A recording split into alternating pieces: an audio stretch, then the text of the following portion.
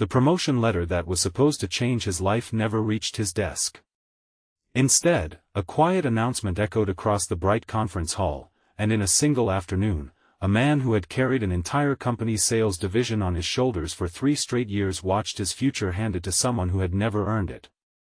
The applause filled the room while his little daughter waited outside the building, proudly holding a homemade card that read, "Congratulations, Dad." She never knew that before he walked out those glass doors with a forced smile, her father had already decided he would never return. If you believe kindness, forgiveness, hope, and second chances can change lives, please take a moment to like this video, leave a comment, share it with someone who needs encouragement today, and subscribe to our channel to become part of our growing community. Gavin Mercer had never been the loudest employee at Hawthorne Consumer Group. He never fought for attention or tried to impress executives with flashy presentations. He simply believed that showing up every morning, working honestly, and treating customers with respect would eventually speak louder than politics. For 3 consecutive years, he became the company's highest-performing sales executive, breaking quarterly records that even seasoned veterans believed were impossible. His colleagues admired him, clients trusted him, and regional managers often pointed to his work ethic as the standard everyone else should follow. Yet behind every award certificate hanging in his modest apartment was another story no one inside the company truly understood. Gavin was raising his 8-year-old daughter, Elsie, alone after losing his wife to a sudden illness several years earlier. Every school lunch he packed before sunrise, every parent-teacher meeting he attended during his lunch breaks, every late-night hospital visit for childhood fevers had been balanced with endless business trips, sales meetings, and impossible deadlines. He never complained because he believed that sacrifice was simply another expression of love. Chairman Roland Ashcroft rarely appeared at company headquarters. His visits usually signaled major organizational changes, and rumors spread quickly that the position of National Sales Director would finally be filled. Everyone believed Gavin had earned it beyond question. Even competitors quietly admitted nobody deserved the promotion more. The announcement ceremony took place in the spacious daytime atrium flooded with sunlight pouring through enormous glass windows. Employees gathered with excitement while cameras captured every smiling face. Gavin stood near the back, calm and humble, never expecting applause but quietly hopeful that years of loyalty had finally been recognized. Then everything changed. Chairman Ashcroft proudly introduced his daughter, Vanessa Ashcroft, as the company's new national sales director. She had recently completed an executive business program overseas but had never sold a single product for the company, never managed a sales team, and never experienced the pressure that every employee standing in that room understood all too well. People clapped politely, but many faces revealed confusion. Gavin felt no anger toward Vanessa personally. Instead, he experienced something far heavier than disappointment. It was the painful realization that hard work alone was sometimes not enough. As applause faded, several co-workers avoided looking him in the eyes.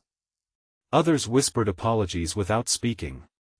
Gavin quietly returned to his office, placed every family photograph into a cardboard box, folded his awards into a drawer, typed a brief resignation letter, and walked toward the elevator carrying the same quiet dignity with which he had entered the company years earlier.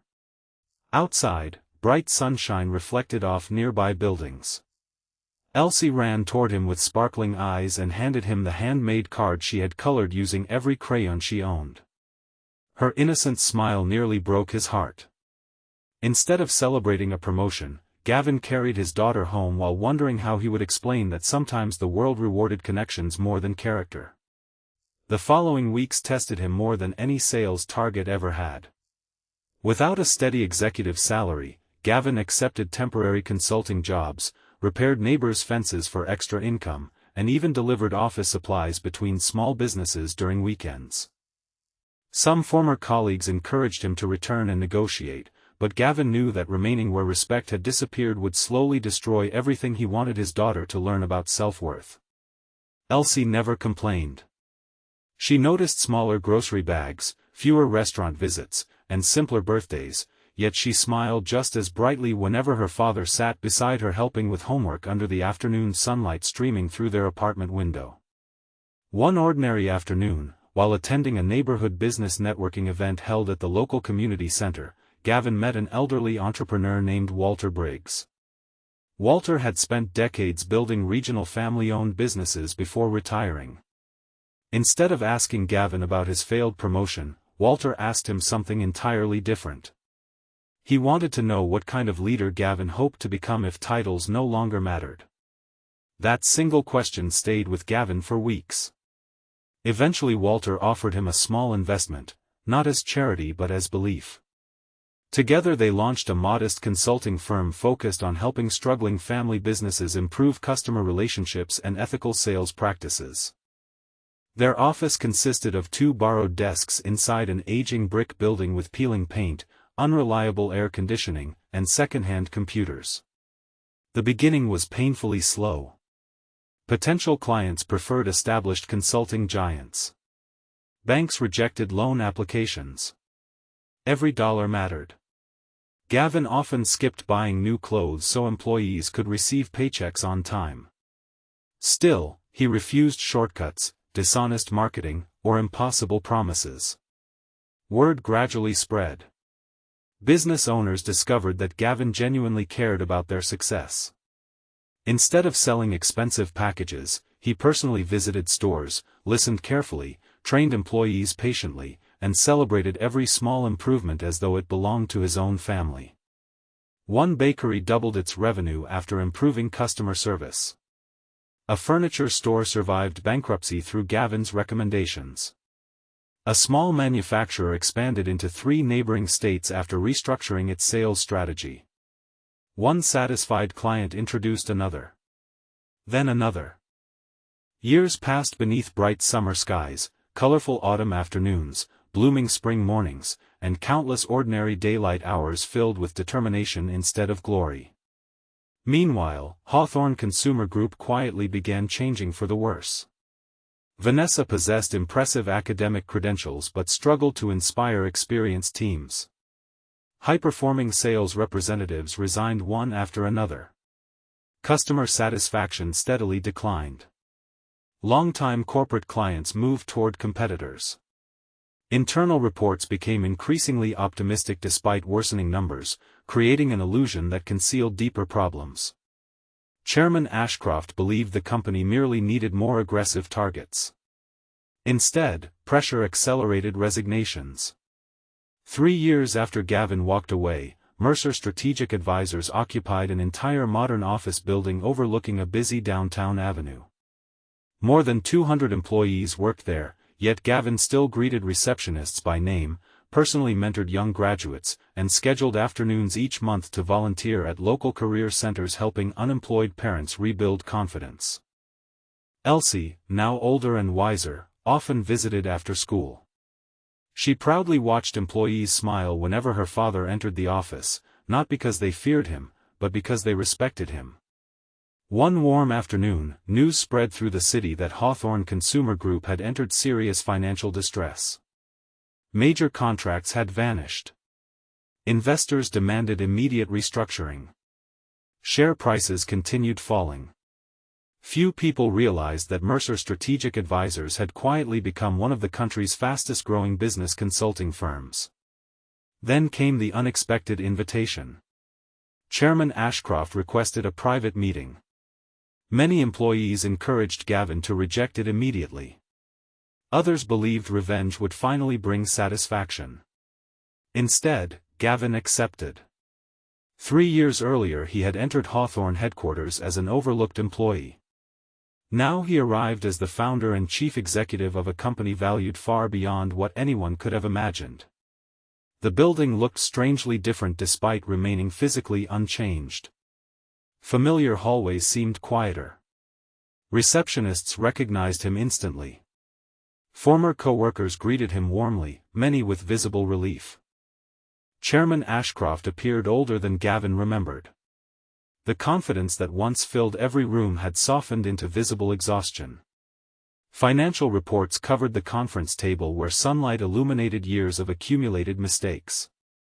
For the first time, the chairman openly admitted what pride had hidden for years.